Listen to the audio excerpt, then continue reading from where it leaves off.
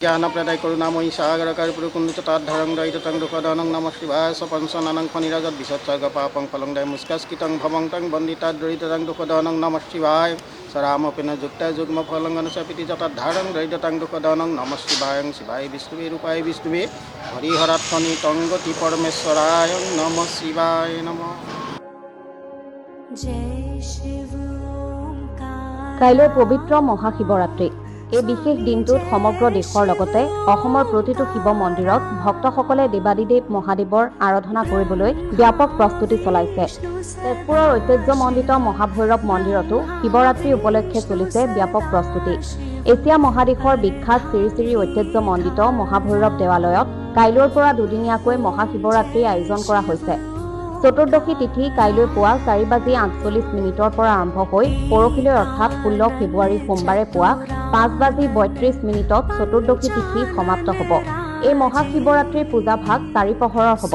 ইতিমধ্যে পূজাৰ বাবে বিশেষভাৱে মন্দিৰ প্ৰাংগণ আটকধুনীয়াকৈ সজাই পৰাই তোলা হৈছে। প্ৰত্যেক বছৰে অগণন ভক্তপ্ৰাণ ৰাইজৰ সোঁত বয় মহাভৈৰৱ মন্দিৰলৈ। এই আয়োজনক লৈ আজিৰে পৰা দেৱালয় প্ৰাংগণত এক উৎসৱমুখৰ পৰিৱেশৰ সৃষ্টি হোৱাৰ লগতে দেৱালয়ৰ পূজাৰীসকলো বিশেষভাৱে ব্যস্ত হৈ পৰা পৰিলক্ষিত হৈছে।